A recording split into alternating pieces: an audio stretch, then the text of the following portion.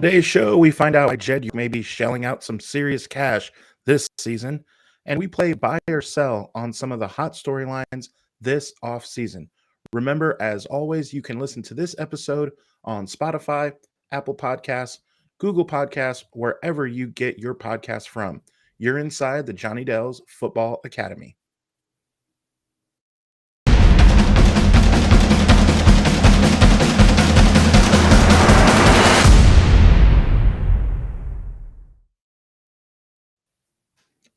Hello, Niner Faithful, and welcome to the Johnny Dell Football Academy podcast on the channel that's trying to answer the whys and hows of the game. As always, I am Adam Marino, joined by Mr. Johnny Dell. What is up, my man? Oh, having a good day. It is springtime in Alabama, which means sunny, warm, and ridiculous amounts of pollen. But you know what? This morning, it was a good morning. I baked a fresh sourdough bread loaf. So it's always a good day when it's a sourdough day, right? Sourdough Sam, yeah, love it. So, a couple announcements. We first have to say thank you to everyone in the chat as we are live on YouTube.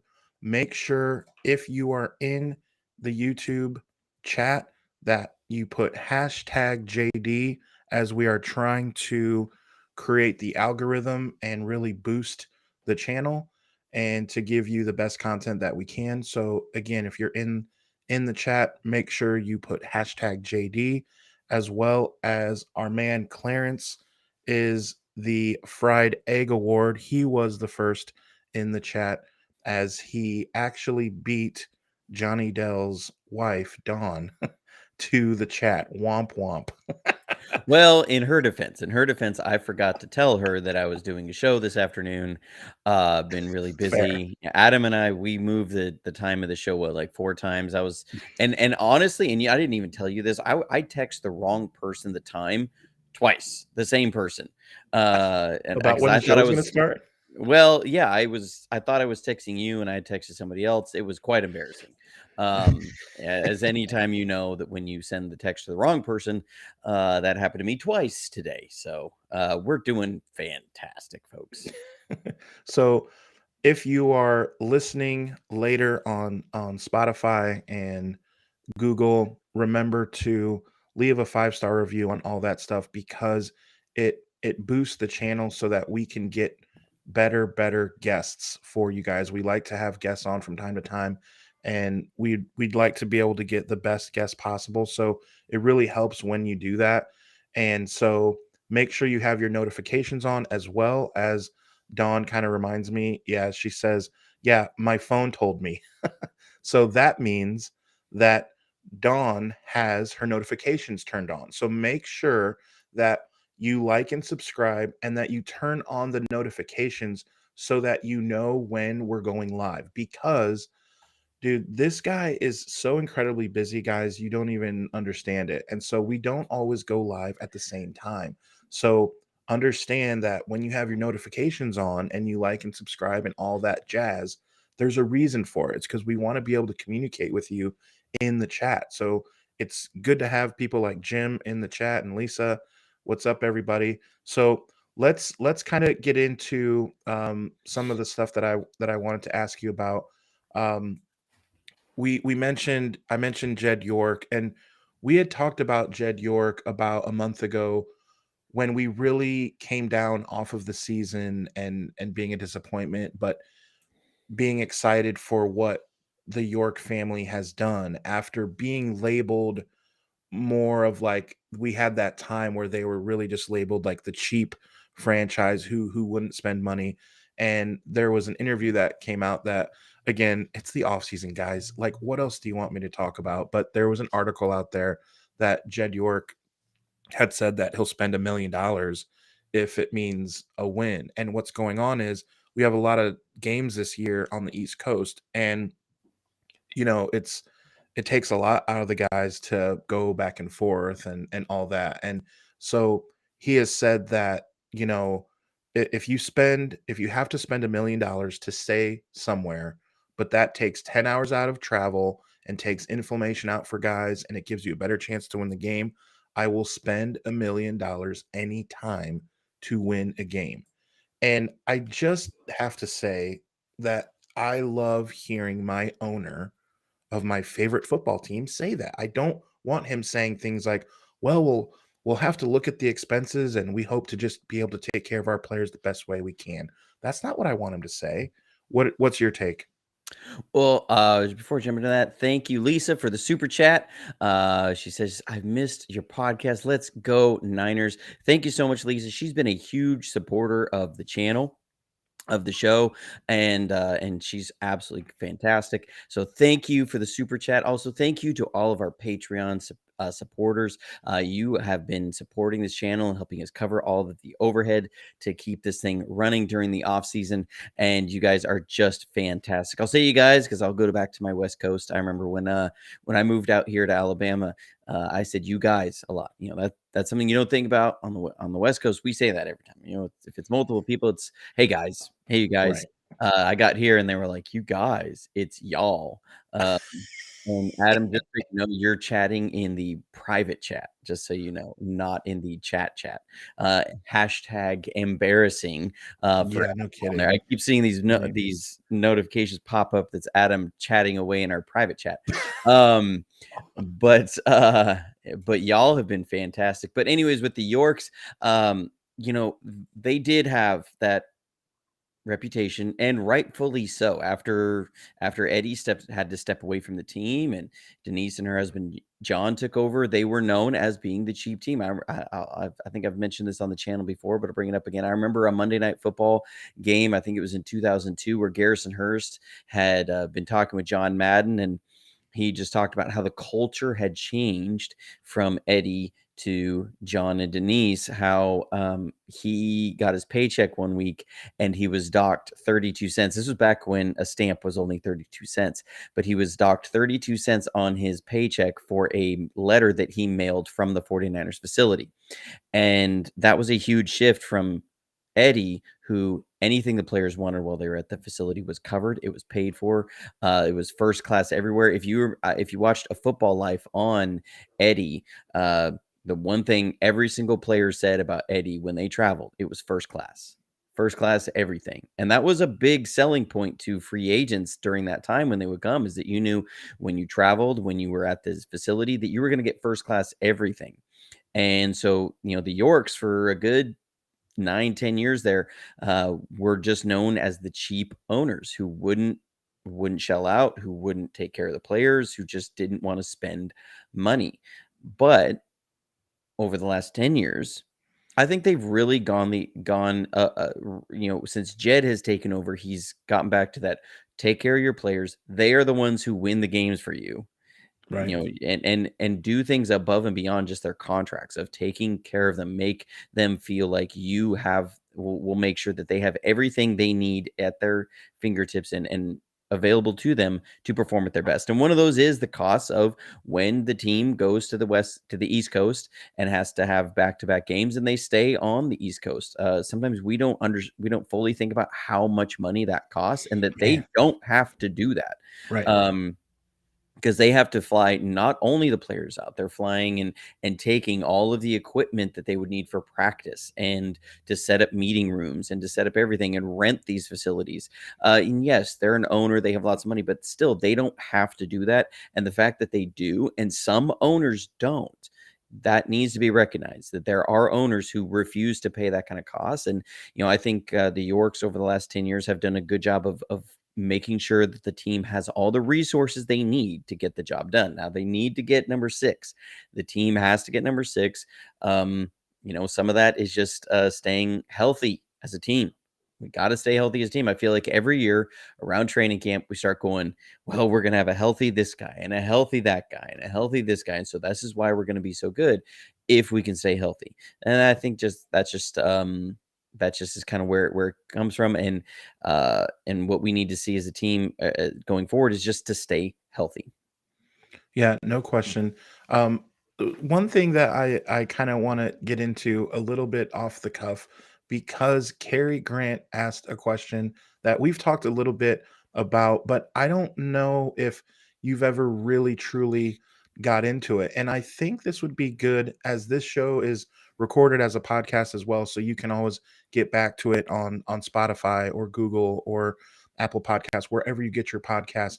But maybe this is a good time to maybe get into a little bit, where and how did you learn so much about football? People want to know how the ins and outs of when you drop these plays, or you're not drawing them up, you are more explaining them, right? But how did you learn so much about what you do? It is very fascinating. Well, first of all, I'm a huge nerd. I I can for attest to that. I for real I have a sword behind me, y'all. No, I'm a big nerd. I have a weird mind. I remember a lot of things. My poor wifey has to deal with that every once in a while. And I work with teenagers a lot, and boy, when we're on road trips and stuff, the running theme is don't ask him about World War II. You'll be bored for the next 4 hours. But no, I'm a big nerd, but it started in high school when I joined the football team. I didn't join the football team until I was a sophomore in high school, and when I joined, I'm not the most athletic guy. I wanted to believe I was, but when I was a sophomore, I was 5'6" and I was 145 pounds, 150 pounds. Not exactly the most athletic guy. I remember I played linebacker, and the first drill they had opening week, they put me up in the Oklahoma drill versus a senior who was 6'2" and 245 pounds. Um, After I Yikes. peeled my face off of his chest plate, I ended up realizing that, maybe I wasn't going to be the most physically intimidating guy on the field. And the other thing was, once we got into games and started playing, I had no idea what I was doing. No idea. I didn't know where to go. I didn't understand the terminology. We didn't actually have a playbook as a team. They literally would just call out plays. They didn't explain what each one did.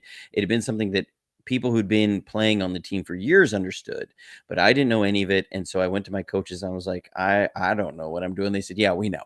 And and so it really became about, how do I learn the game here? I need to learn it because I'm the kind of person, it's almost paralysis by analysis. If I don't know and understand everything from top to bottom, I can't move quickly. I'm always overthinking everything. I don't actually, I'm not decisive. And so I started studying football. That went for years there in high school, to the point where my senior year, what normally would happen is the coaches would give me the film of the opposing team for coming up for the week, and I was tasked with breaking down their defense and then teaching the guys who were going to be playing the scout team that defense, so our starting offense could get a good look against them. So I had to know exactly what each guy could do so I could teach it to other players on the field.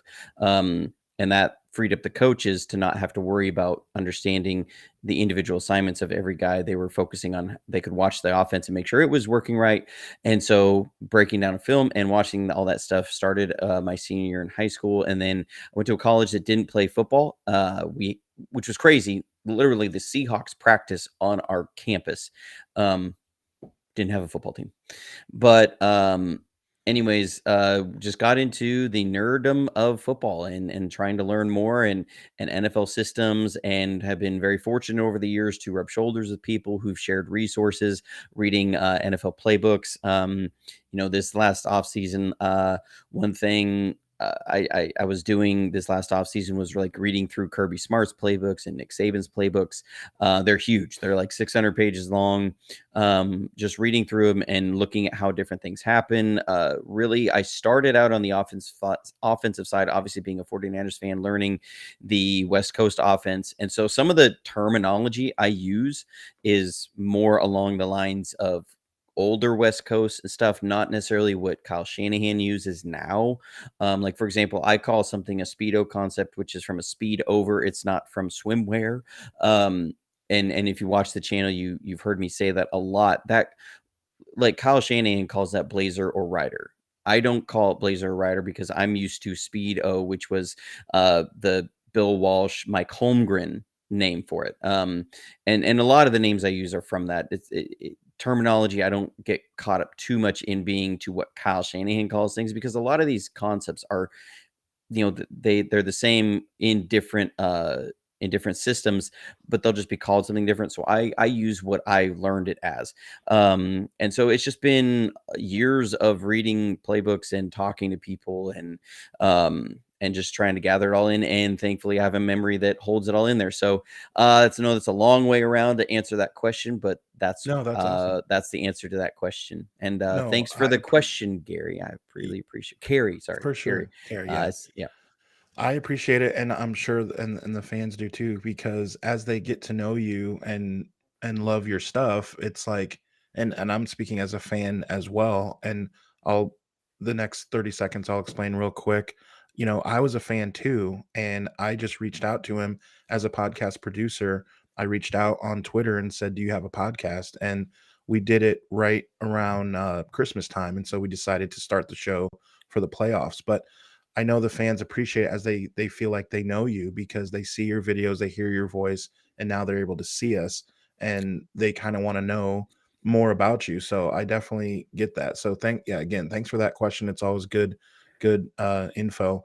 And Let's if I can follow up with Thomas here, because Thomas asked, where did I get these playbooks? ah, And where it started out with some of them was from Football X's and O's.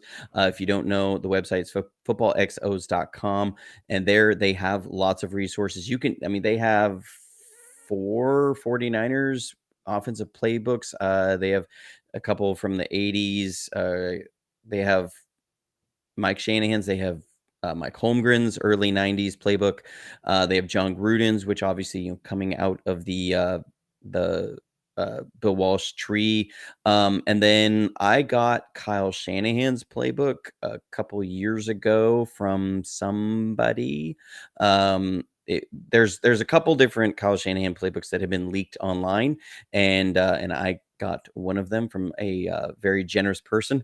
And it's funny because Mike McDaniels talked about that this last off season, I believe, or season before, that was asked, are you worried about some of the things that you do getting out there and people being familiar with it from being with the 49ers? And he said, well, you can buy our playbook online right now. And that's the one he was talking about. It's from the 2018 season. I've got a couple of Kyle Shanahan's playbooks from the Falcons when in 2015 and 2016.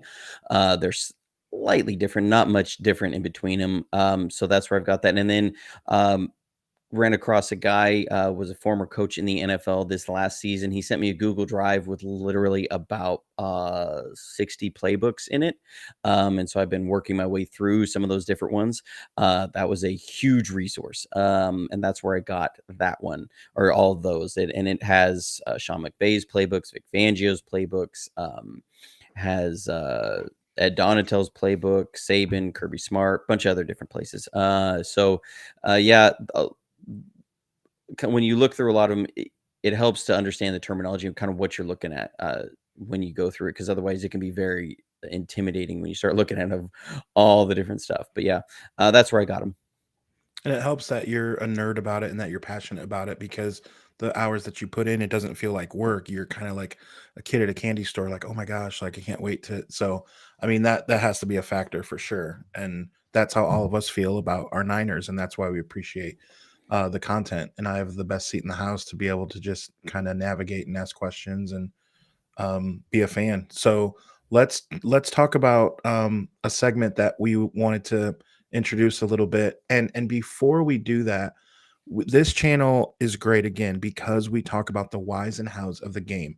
And going into this segment, you'll see where I'm going with this. I want to ask you how a franchise tag exactly works. Can you explain what it means? Because we hear it all the time, and most of us real fans probably know about 80%, but there's always that we feel weird if we ask.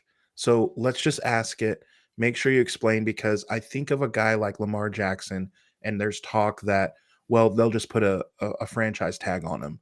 And if you're Lamar Jackson, maybe explain why you wouldn't want that and why teams do that and the whys and hows. So the franchise tag is something that was introduced early on in the collective bargaining agreement when they started doing salary cap and stuff, and it's changed a little bit over the years. The iteration that we're under now is one that says you have two different versions of the franchise tag. You have the exclusive franchise tag, and then you have the non-exclusive franchise tag. The exclusive franchise tag says that when a player gets hit with that, he gets a 1 year fully guaranteed salary, and that is going to be either the higher of two, either the average of the top 5 salaries at his position, and that's average per year, not just cash paid on the year, or 120% of his previous year's salary. So why they did that was so that there was an incentive for teams to get long-term deals done instead of just tagging guys each year. Because if you start having 120% of the top five salary this year, which is going to be somewhere around like 40 million, at 120% of that, that starts getting really expensive each year. That gets more and more expensive, and it starts to get really, really high really quickly. That was the situation that that Washington, I was about to say the Redskins, but they were the Redskins at the time. They're the Commanders now. But that they were running into with Kirk Cousins was that he was getting really expensive really quickly on that 120% increase year over year. So the exclusive franchise tag says that they are the only team that can. It works kind of like how the franchise tag used to work in the early 2000s, where you slap that on somebody. You're the only team that can negotiate with them. They are on your team. They're locked in, and if they don't come to an agreement with you, you have them under contract for 1 year. Now, you can do a non-exclusive franchise tag where the salary is a little bit lower, but other teams have the right to negotiate with them. But there's a but in there, that if a team signs them, they have to forfeit 2 first-round picks to get that player. So the team that has put the non-exclusive franchise tag on will receive 2 first-round picks from the team that signs them. Also, the team that puts the non-exclusive tag on them has the right of first refusal, or the right to match that contract. So say a team offers Lamar Jackson 42 million over a year for 5 years, with 130 million guaranteed. The Ravens can look at that and say, yep, we'll match that, and you're immediately turned away. This is why the 49ers really don't even want to approach the Lamar Jackson situation, because they would have to trade something away to get a first round pick this year just to be able to negotiate with Lamar Jackson. If they don't have that first round pick this year, they're not allowed to negotiate. So you don't want to trade away what it would take to negotiate with Lamar Jackson. You just don't. So that's how the franchise tag works, and has been this way since 2018, I believe, 2019. Perfect explanation, and perfect explanation on why Lamar Jackson just doesn't make sense. And I still see in some of these posts by national companies where it says potential spots, and it only has 5 or 6 teams, and we're still one of them. And I'm just like, I don't understand how, pardon my take, or some of those. I mean, I enjoy watching them, but why would they post something that says, top 6 teams, and it's Detroit, Atlanta, whatever, and then the Niners? Like, it just doesn't make sense. And it's good for people, Niner fans included, to understand why it just doesn't make sense. As again, I take pride in this channel, the understanding the whys and hows of the game. Now, I say all that because I want to introduce a segment, buy or sell. And the very first statement that I'm going to say after all that is, does Bosa get franchised after the season? Buy or sell?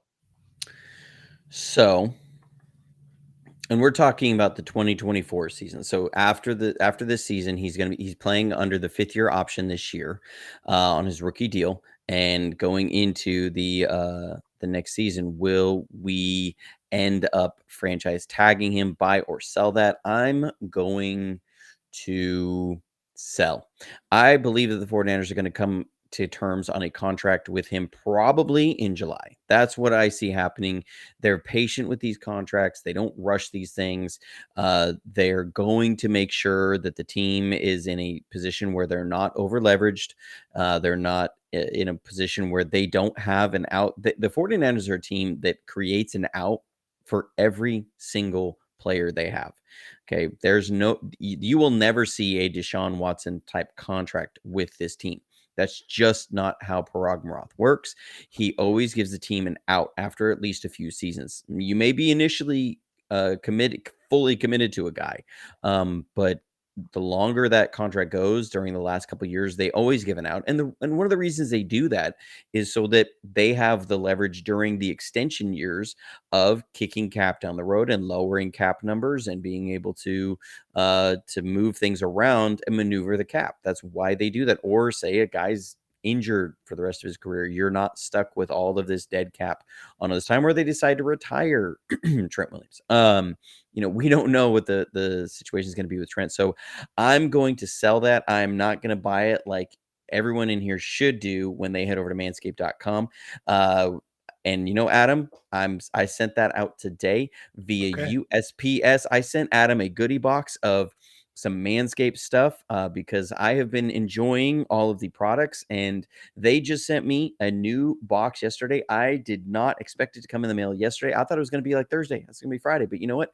They get their stuff to you quickly, and they're a big fan of this show. Why? Because they're a California-based company. They're actually out of San Diego, and they've talked to me and said, we love your channel. We love what you're doing with the 49ers because there's a lot of 49ers fans at Manscaped.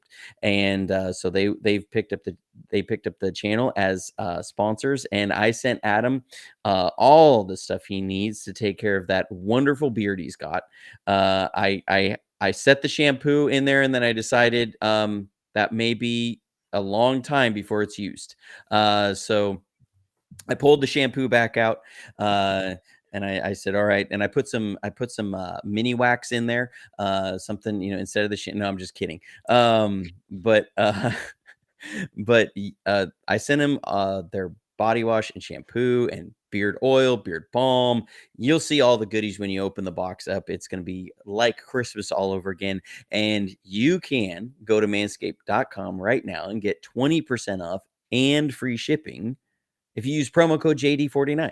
Promo code JD49. And that's where it's, I wanted to make it. They told me, what do you want for your promo code? And I said, well, JD, and it's the 49ers, so I got to have 49 in there. This is not just going to be promo code JD. It's promo code JD49.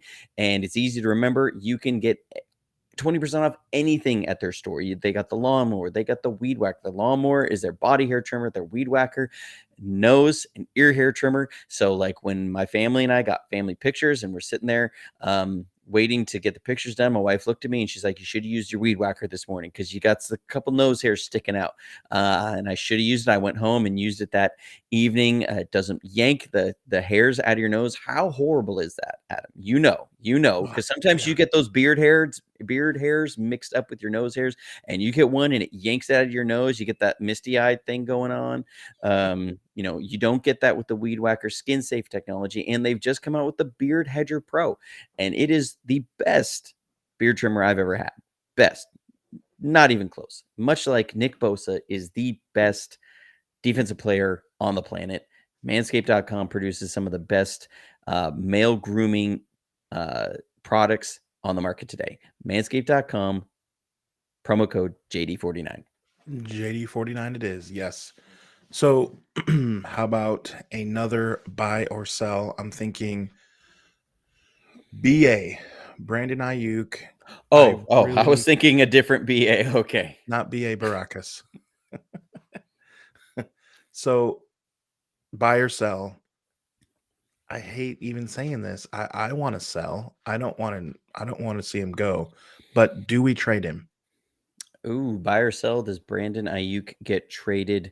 I'm going to say Brandon Ayuk does not get traded. Okay. I'm going to sell that. I know that there's been a lot of chatter and a lot of noise. Yes, the 49ers haven't picked up his 5th-year option yet. That is something that's interesting. They could pick that up at any time. Granted, normally they wait a little bit longer to pick up that fifth year option. Why? Because they do tend to listen to any trade offers up until the draft. That doesn't mean they're planning to trade him. That means they are leaving their options open because it's kind of like John Lynch said in his interview the other day. He joked. He said Kyle and him tell each other that they would trade each other if somebody offered him enough, right? And I know that that's kind of the just the pad answer and dismiss it along, but I think that's why they haven't picked up his fifth year option. Not that they're planning on trading it, but if you're in the draft and somebody offers you a first round pick and next year's second round pick or next year's third round pick, you might think about that.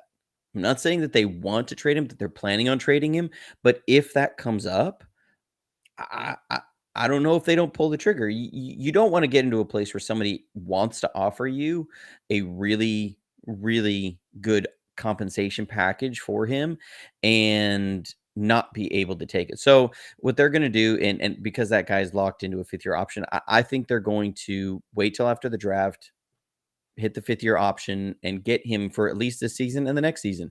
Because when you start looking at what Brandon Ayuk brings to this team, remember people always say, "Well, we have Deebo Samuel. We can trade Brandon Ayuk, and we still have Deebo Samuel. He's an All-Pro receiver." Brandon Ayuk and Deebo Samuel do not play the same position. We're talking about two different positions. Yes, they play wide receiver, but they play a different position. Brandon Ayuk plays the X receiver or the split end. Deebo Samuel plays the Z receiver or the flanker. They are not the same position. One is usually on the side of the tight end, especially on a team that runs out of 21 personnel or two backs and one tight end that we do a lot. You're going to have one receiver over with the tight end. That means that you can get easy three receiver passing concepts involved with that. It's a lot harder on the away from the tight end. So you have one side, which is what you usually call the possession receiver. That's how we've called these in the past. That's going to be your Anquan Bolden type, right? That is going to be a guy that's catching passes in zones where you're stretching zones. And then you have your X receiver or split end. He's going to be on the line of scrimmage, so he can be jammed, whereas the flanker is off the line of scrimmage, harder to jam him.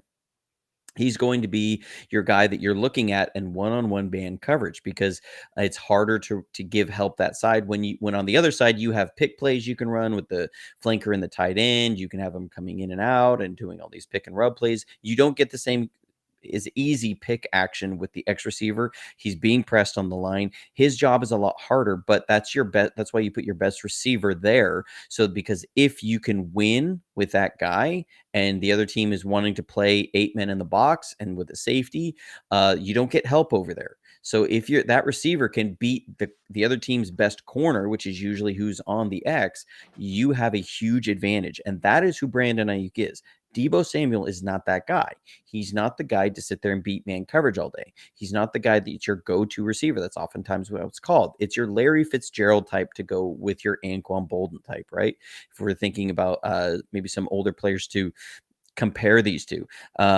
So to me, yes, you could trade Brandon Ayuk, but you have no replacement for him. I don't see a good replacement in this draft. The receiver class in this draft, I think, is stocked with a lot of mid-level talent. I think you're going to have a lot of number 2, number 3 receivers come out of this draft. I don't see a true number 1 coming out of this draft. So if I'm the 49ers and I'm thinking, okay, if I trade Brandon Ayuk, I have to have a way to replace him.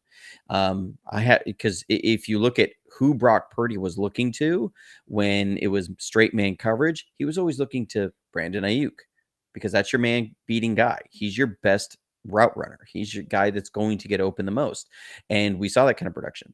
The sticking point is going to be how much are the 49ers willing to give him in compensation for his production. He's going to look at it and say, I'm getting this production on a run first team. They're going to say, yeah, but your production slots you here in the league. Brandon Ayuk is going to want more than his production slots for because of who he teams on. Greg Khan says Tank Dell. Actually, I just commented. John Chapman and Wayne Breezy were in a show, and that they were talking about who the 49ers would draft, and he said a receiver, and I said Tank Bell was going to be the guy that Wayne was going to call it. He didn't, though. But I'll tell you, Wayne fell in love with Tank Bell at the Senior Bowl. So he was sitting there telling me all about him when we were there. I think he's good, but I don't see him as he's the best route runner in this class, but I don't think that's saying a lot. I know that sounds harsh, but I don't see any top tier talent in this draft. I think this draft has a lot of mid-tier talent. And that's not saying they're bad. I'm just saying there are a lot of guys that I would say as number 2s on teams, number 3s on teams. I just don't see that true number 1 receiver really many in this draft. And I don't see the way for the 49ers to do that if they trade Brandon Ayuk. So I'm going to sell. Brandon Ayuk's going to be a 49er. He's our best blocker too. I mean, the blocking he does on the edge, I posted it, playoffs 2021, him going against I'm blanking on his name, the guy from the Cowboys, edge player. Micah Parsons. We said at the same time. There's him and Micah Parsons going at it. I love Brandon Ayuk as a player. I think he fits the 49ers culture. I want to see him as a 49er for a long time. Yeah, definitely agree with not having a replacement set up, that it just doesn't make sense. So I'm glad that you also say sell, because yeah, I just love what he brings to the team. I want to get you out of here on this and remind everyone before, though, that the channel is the Wise in the House, guys. And what you just saw, the last 5 minutes, man, it was so great because it really goes over the Wise and Hows of the game. And that's what this channel is about. So when you guys think of this channel, remember that it's about the whys and hows of the game, and that you're going to get into the intricacies of the game. And that's what we truly love for those fans that just truly want more, right? So remember, you can listen on Spotify, on Apple Podcasts, wherever you get your podcasts. Make sure that you click that bell and the subscribe button. That way you get notified, because we love having guys like Dr. Steve Brule in the chat, and Gregus Khan and Lisa and all you guys, man. Like, it's like family in here. So we love having you guys in the chat. So make sure that you're telling your friends. We want to grow this thing so that the Niner family, Niner Nation just explodes, right? So I'm going to get you out of here on this now. We're talking buy or sell. And this one, is definitely, I can see 50-50, and I'm really interested to see what the chat says as well.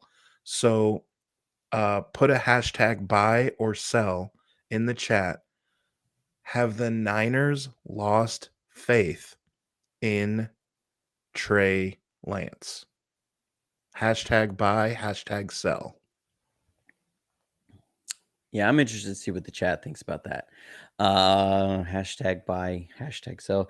Because it's interesting, because Kyle Shanahan was asked about it, and he said that Sam Darnold and Trey Lance were going to be splitting first team reps. That's a big deal. You're bringing in a guy who has not proven to have a lot of success in the league, and he's going to split first team reps with your number 3 overall pick. And then John Lynch was asked about everything, and he said, Brock Purdy is the leader in the clubhouse at that position. What does that say about Trey Lance? I'm going to sell. I'm going to sell. I don't believe the 49ers have lost faith in Trey Lance. I think that they really still like a lot of things about him. I think they like what he brings to the table. I think they love the upside. Now, with that being said, does that mean that they believe that Trey should be the starter week 1 if that room is healthy? Again, the caveat, if the room is healthy, that's a big unknown with where Brock is at. But do they believe that he should be starter? I don't think so. I think, they're being completely honest and saying that Brock is a leader in the clubhouse for quarterback 1 position. And that's not a knock on Trey Lance. That's not a negative against Trey Lance, that's just speaks to what they believe in Brock Purdy. And I can tell you, as somebody who's watched a lot of rookies on film, the thing that stood out to me the most about Brock Purdy was how little that fact stood out to me. When you watched him on film, I never sat there, maybe even in the Miami game, just because I knew it. But every game that I watched after that, it was like you'd watch and you'd sit there and go, you didn't have this, I'm watching a rookie play. You just had, I'm watching a quarterback in the NFL play. He looked like an NFL quarterback. He looked like a guy who'd been in the league 4 or 5 years. He didn't look like a guy who was a 7th round rookie. And we can almost take that for granted, that is extremely rare. You didn't see all these bonehead rookie mistakes. You didn't see all these times where it looked like he was overwhelmed and just couldn't understand what was going on, or he was blown away. I mean, we all remember the shot of him pointing at his arm as saying he's got ice in his veins and all that. You know, you like the kid, but the biggest thing was he didn't look like a rookie. You didn't feel like, oh, okay, let's just see what he has for the future. It just looked like our team and our offense, and it looked like it was running great. That speaks to Brock Purdy. And people will say, well, that just proves, how little Jimmy Garoppolo had to do. And I go, no, I don't think so, because not everybody could do this. And we saw that with different quarterbacks who played on the team over the years, that not everybody could do that. And so when you're getting that same kind of production out of a 7th round rookie, that speaks to how good Brock Purdy was doing. That's not a knock on Trey Lance to say that we really like where Brock Purdy's at because of where he has it in, where he's at in his game. So I to me, saying that Brock Purdy's the leader in the clubhouse is not a knock on Trey Lance. I think you could put almost any quarterback on this team. Almost. I say almost.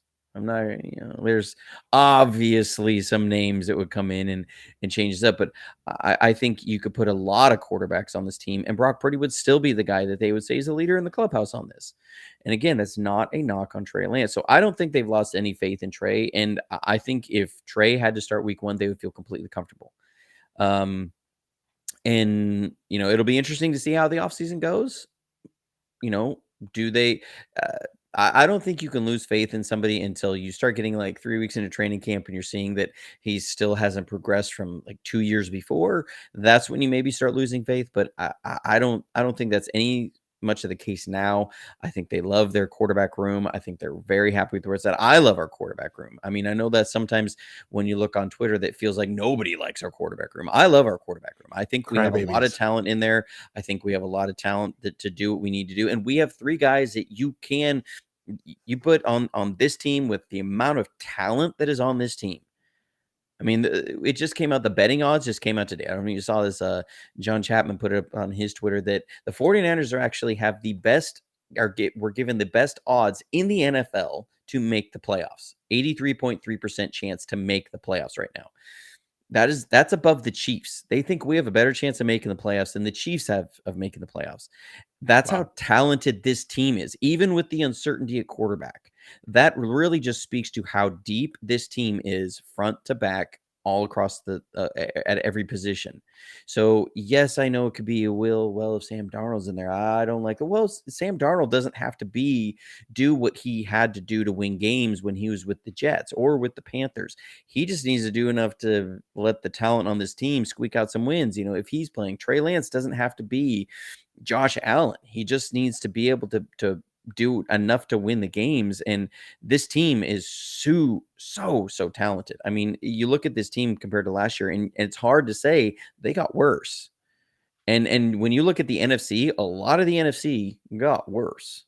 It looked like a lot of talent moved from the NFC to the AFC this year, except for Javon Hargrave, who moved from the NFC champions to us. So in a lot of ways, I love where our quarterback room's at. I think you go into this season, you're good, and you're going to be able to win a lot of games. And will they be able to compete for a Super Bowl? That's a question that will have to be answered, especially at the quarterback position throughout the season. I don't think we have that answer now. We're not going to have that answer in August. We're going to start figuring that out in November of next year. Really, I think that's where it's going to be.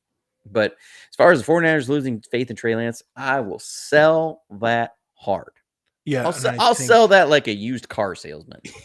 Yeah, and so did most of the chat, almost everyone. And actually, Thomas actually said that it wasn't him saying sell. He's saying that that our GM has maybe say buy on that. But everyone else is pretty much a sell on that for Niner Nation. So agreed. I am a sell on that as well. So thank you to everyone that was in the chat. Thank you for hitting the subscribe button. Thank you for telling your friends and family. Thank you for your support.